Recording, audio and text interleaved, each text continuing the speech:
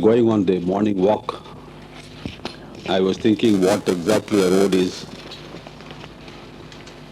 They are so common these days and so beautifully made, we have stopped bothering about what they really are.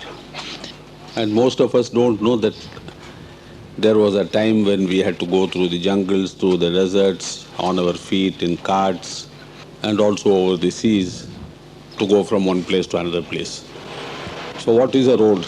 It is a flat strip, very nicely made, over which we can move fast and easily and reach our destination safely in the shortest possible time, whatever be the terrain that we pass through. We may pass through jungles, up and down mountains, over rivers, because a bridge is nothing but a road across a river. And that is how Sahaj Marg is to be looked at as a road that the Master has laid for us. We can say it is a royal route through life. Because I would like to try and discuss with you today that as a journey is nothing but travel from the starting point to the destination.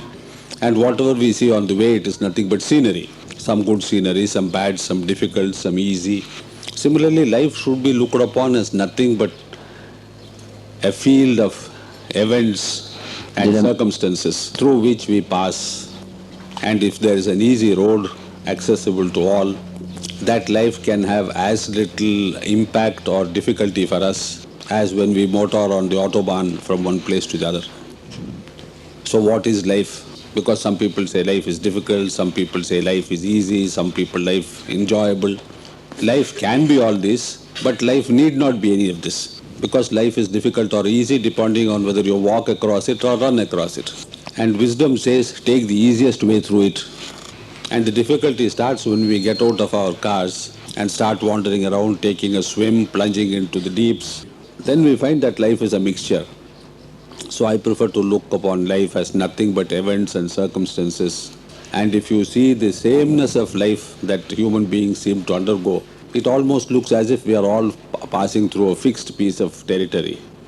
The same roads, the same restaurants, the same trees, same lakes and mountains. Some pass through it fast, some pass through it slowly, some relax. For some, the car breaks down and then they have a lot of problems too. So it is not enough just to have the road. The vehicle must also be safe and dependable. And of course, accidents can happen anytime. So we who go through it or go in it must see that we drive safely. And nowadays we know how we drive from one place to the other fast. We don't look this side or that side. And that is the way we should go through life too. You know, you have seen schoolboys sometimes in villages going to school. In India, they walk, of course, sometimes 5-6 kilometers. Some never reach school because there are the mango trees, the tamarind trees. Every little distraction stops them on the way. And most children reach school only after lunchtime. But inevitably, when coming home, they rush fast because it will be dark. That is another lesson for us, you see. That if we are going to be distracted by every small thing we see on the way, we are never going to reach our destination. So if we look at life as a fixed series of events, circumstances, hurdles, then we will see that they really have no attraction. It is we who endow them with attraction. Nature has nothing beautiful or ugly, as I said yesterday. That is why you can see sometimes in one car, 4 people traveling together. One becomes crazy when he sees a lake, another becomes crazy when he sees a mountain, the fourth becomes crazy when he sees a restaurant. Which of these are really attractive, nobody can say.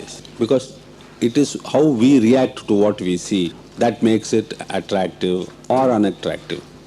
So we must remember one thing, that all this raving about beauty and lovely things and nature, it really doesn't exist. Of course, the scientists say, well, it is all atoms, and atoms are nothing but electric charges. So in the eyes of science, nothing really exists. But we say, oh, look, you know, such a beautiful girl, how can you say she doesn't exist? She is there and very beautiful.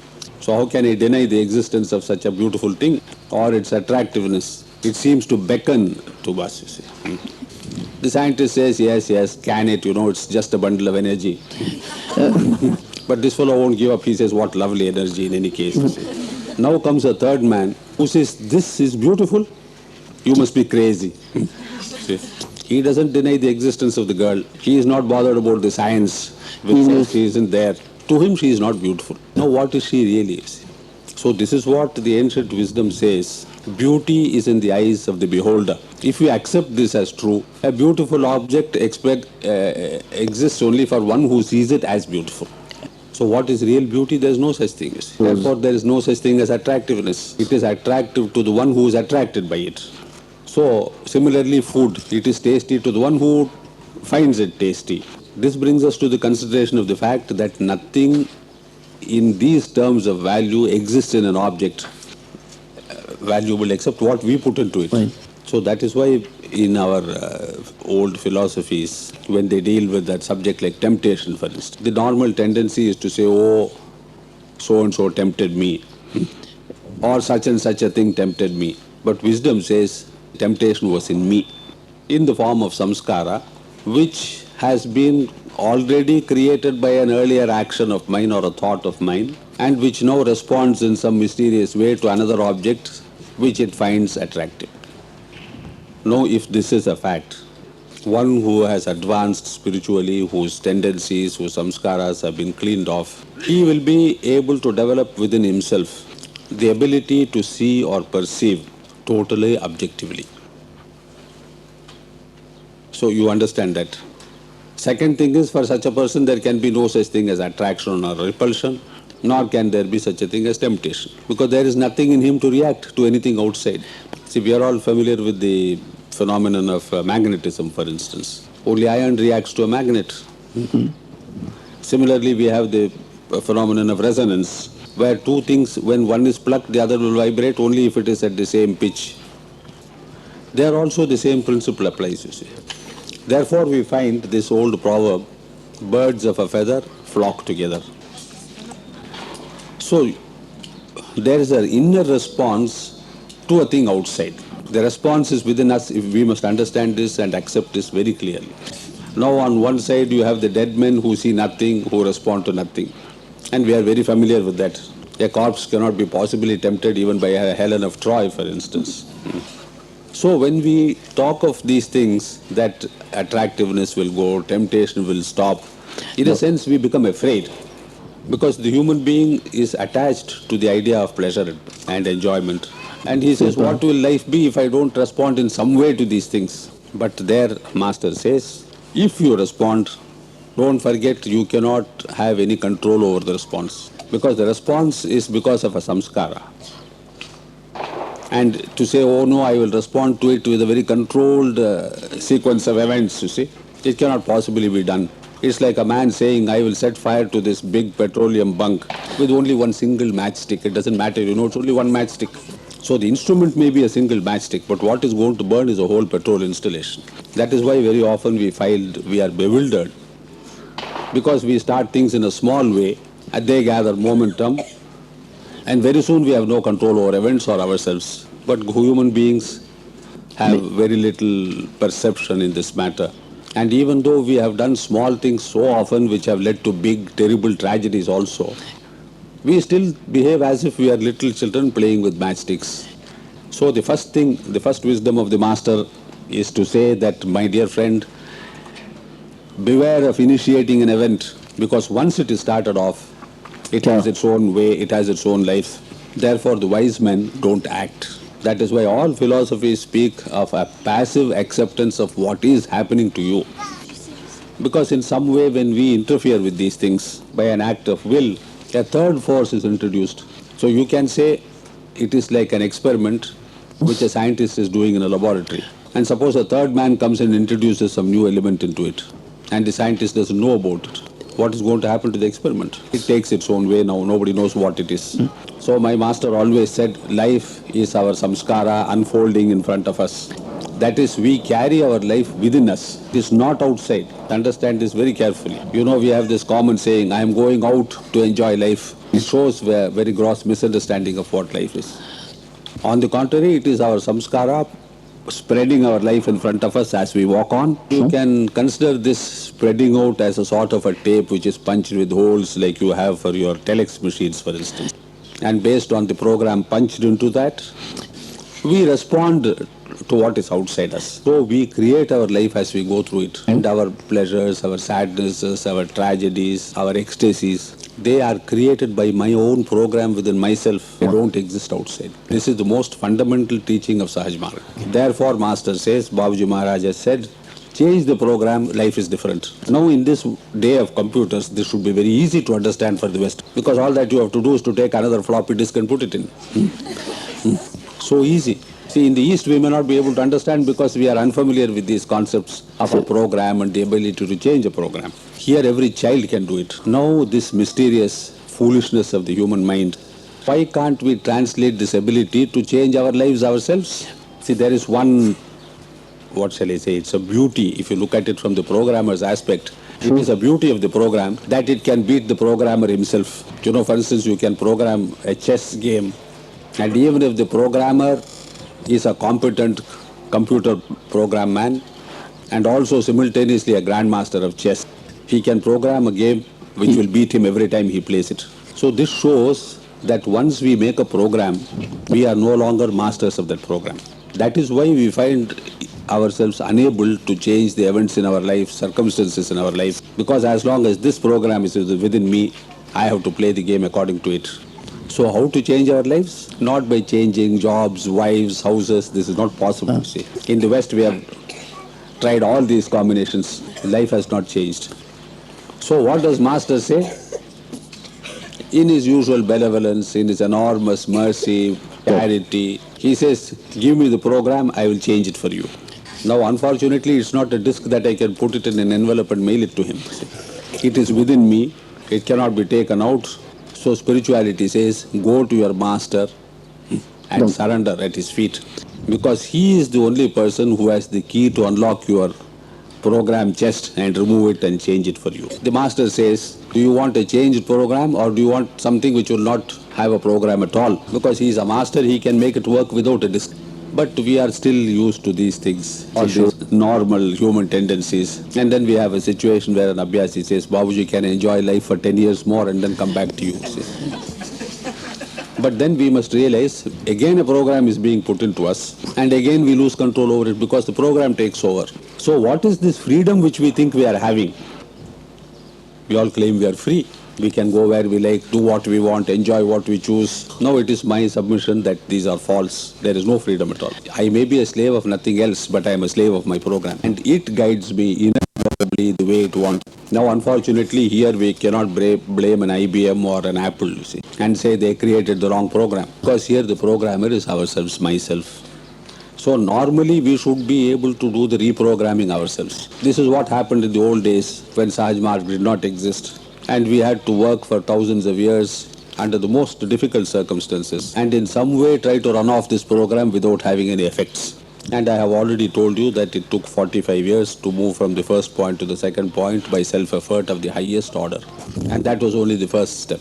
So given our program and ourselves to operate it, it would seem that there is almost no possibility of changing the program ourselves. So it becomes inevitable that we accept the idea of external assistance. And that is what a master is. He is one who helps us to change our program or to erase it altogether and says, your program will be the same as my program. Then your life will parallel mine.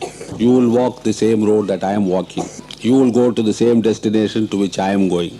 Which means nothing but that we can walk hand in hand together to the destination. So this is the enormous benefit of accepting a guide, a master, because no more have I a program to follow, he takes me on. But to do this, we must be prepared to want to become like him and to like the destination to which he is taking us. Human beings don't seem to be attracted by this thought. Therefore, we are left to the only other alternative, follow your own life. There is no third way. Because many people ask, can we not have a balance between spirituality and our life? They find the word balance very attractive. I don't know what it means.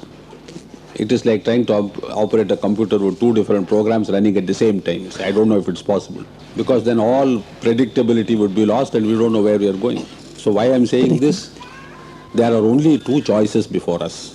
Be as we are, content with what we are going to be, following the way we have created ourselves to a destination which doesn't exist, because it is going round and round in circles. Because Sahaj Marg says, as you go on the same path again and again, the same samskaras are going to be deepened more and more, And nothing is going to change except that you probably lead the same life more and more intensely every time. No destination. Going on one of these giant wheels in fairs which children ride. And like a wheel, there is no exit point until you come back to the starting point. Then you have to wait. You see, once a life is started, you have to wait until it ends, where a possibility of a change perhaps might exist. And this we find in parables of, mythological parables dealing with death, where the soul crosses a river, loses its memory of the past, exists for some time somewhere, and when the time comes for it to be reborn, it is offered a choice of what it would like to take into the next life. And some parables say, not all, some parables, that the mysterious thing is we choose the same thing again and again. That is why death does not erase samskaras. Many people say, oh, if I had another chance, I could live life differently. Wisdom says no. Because all that happens in death or during the life, after this, their life ends, it is a period of rest. Because the soul is unable to bear the bhoga of the samskaras anymore. This body is cast off. It rests, relaxes, gains strength, and comes into this life again, trying to work off the samskaras once again. Very nice. So life is the second choice, not death. It's not second choice, second chance. But as we live, we are adding more samskaras. So the inevitability of renewing the same thing again and again, this cannot possibly be denied or broken, except by an external circumstance which says, stop this nonsense, get out of this wheel. But then if you cling to the wheel like children and say, no, I like it so much, the master says, don't forget, once you are above the ground, you have no choice again. You go through the full circle back. The moral is that once you are in life, there exists no force in the universe which can change your life for you. Not yourself, not your friends and relations, not your lovers, not even those who hate you. They are also equally powerless, and not even God himself. So this life is the place where we are prisoners. But we think it is a vast playground of humanity, dotted with pleasure points, and we go blindly, trying to drink ourselves faster and faster to a death which we welcome. In a sense, the more we seek pleasures, I think the more it reflects an inner tendency towards death. Because a stage must come when our samskaras are so heavy that we can possibly cease to exist altogether. That is possibly the suicidal instinct, the development of the suicidal instinct, which people seem to find so attractive sometimes. But spiritual science warns us, beware, a suicidal tendency is nothing but another tendency you are adding to your samskara. And if the master is compassionate and loves us, he says, commit suicide once, the possibility of committing it a second time comes into being. And if you respond to that second impulse, you will convert your life into another series of circles where every time you are committing suicide again and again, nothing more. So what is the wisdom the master is trying to teach us? He says, my dear boy, there is no solution in death. The solution lies in life. Seek it here while you are. I am here to help you. And the only way is by changing your program altogether. Because by changing elements of the program here and there, you achieve nothing. A house is a house, whether it has 3 rooms or 4 rooms. A wife is a wife, whether she is beautiful or ugly. A job is a job. Why do you endow these things with unnecessary values that you are imagining from your samskaric burden? I will put into you your program which has no samskaras. And then you will realize what a house is, what a life is, what a wife is, what a job is. They are in reality. The same thing applies to the woman. Instead of wife, put husband there, you see. Then we understand that like a road, when it splits into two, you cannot follow both, even for 1 kilometer. You cannot say, let me follow both for some time. Is it possible? You have to take this or this. Now when the master comes and offers a choice, you have the choice. Freedom-loving people have a choice. Yes, I will go left or I will go right. Even the master cannot take you on both. This is the fallacy of persons who imagine that because they have come to a master, they can with abandon follow part of the old life while also participating in spirituality. Not at all possible. I mean, I am also unhappy that it is not possible. I also like my chocolates, but it is not possible. So at that moment when we come into the master's influence, in our hearts we must accept that here I have to make a choice and there is no changing it afterwards. Of course, mercifully, he continues to give us some biscuits and chocolates. That is his mercy. We cannot seek it. So, what is the second choice? The first choice was that we continue as we are. The second choice is this. that we accept the Master and willingly hand over ourselves to him and tell him, I have wandered through all the beautiful worlds all my life. I haven't found my destination. Now I will follow you. So this is the way we have to accept spirituality and the Master's help. And if we are able to do it, we shall be successful, we shall be free in the real sense. If we don't, we are only free to destroy ourselves. Thank you.